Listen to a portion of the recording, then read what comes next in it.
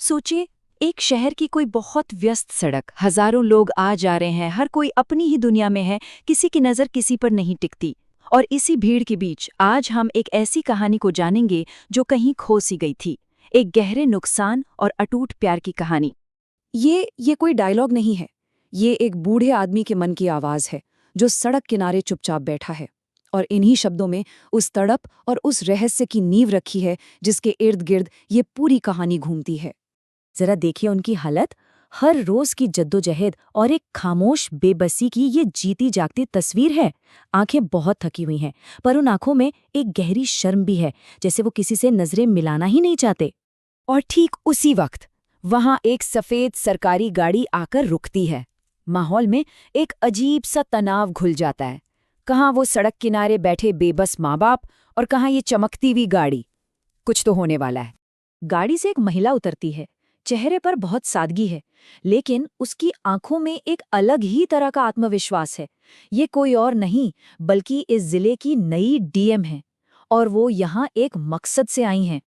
तो अब सबसे बड़ा सवाल यही है, 20 साल का लंबा फासला, ये फटे पुराने कपड़े और धूल में लिपटे चेहरे, क्या इन सब के पीछे की पहचान छिपी रह जाएगी? क्या वो उन्हें पहचान पाएगी? और फिर एक ही पल में 20 साल की दूरी, भूख, अकेलापन, सब कुछ टूट जाता है। बूढ़ी औरत की कांपती हुई आवाज से सिर्फ एक शब्द निकलता है, जो समय की बनाई हर दीवार को गिरा देता है, बिटिया।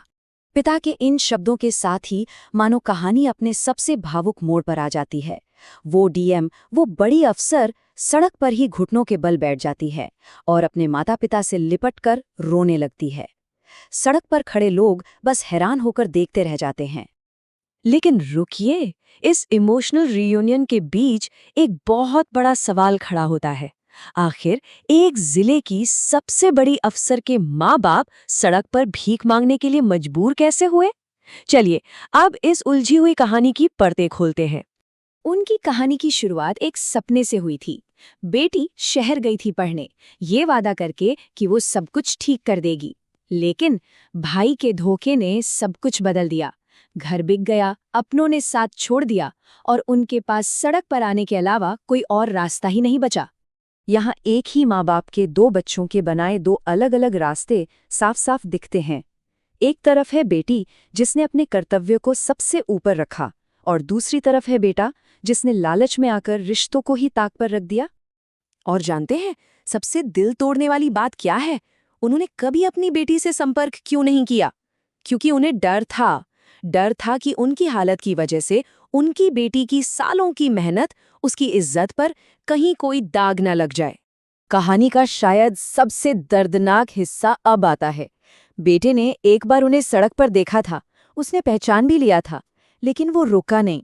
वो मुंह फेर कर ऐसे चला गया जैसे वो कोई अजनबी हो। बेटी ने एक पल भी नहीं सोचा। उसने समाज क्या कहेगा, इस डर को किनारे रखा और तुरंत फैसला किया। उसका इरादा बिल्कुल साफ था। अब उसके माता पिता उसके साथ रहेंगे, चाहे कोई कुछ भी क्यों न कहे। ये एक बहुत ही शक्तिशाली नज़ारा था। वही सड़क जहां कुछ देर पहले वो बेबसी में बैठे थे, अब वही सड़क उनकी सम्मान के साथ घर वापसी की गवाह बन रही थी, और उनकी बेटी उन्हें घर ले जा रही थी।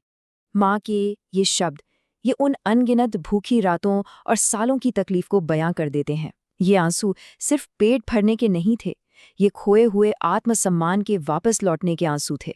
तो अब समय आ गया था उस इंसान का सामना करने का, जिसने इस पूरे परिवार को धोखा दिया था। बहन ने अपने भाई को फोन मिलाया और एक बहुत ही तनावपूर्ण मुलाकात की नींव रखी गई। भाई ने अपनी मजबूरी का बहाना बनाया, तो बहन ने एक तीखे सवाल से उसकी सारी दलीलों को तोड़ दिया। ये सवाल सिर्फ एक सवाल नहीं था, ये एक नैतिक आईना था जो उसने अपने भाई को दिखाया था। उसने अपने भाई को कानून के हवाले नहीं किया, नहीं, इसके बजाय उसने उसे उसके अपने ज़मीर के हवाले कर दिया। वो जानती थी कि अपराध बोध की सज़ा किसी भी जेल से कहीं ज्यादा बड़ी होती है। ये पूरी कहानी कर्तव्य शब्द को एक बहुत ही गहरा अर्थ देती है। ये हमें सिखाती है कि कर्तव्य सिर्फ एक काम नहीं, बल्कि एक नैतिक जिम्मेदारी है जो हर चीज से, हर किसी से ऊपर होनी चाहिए।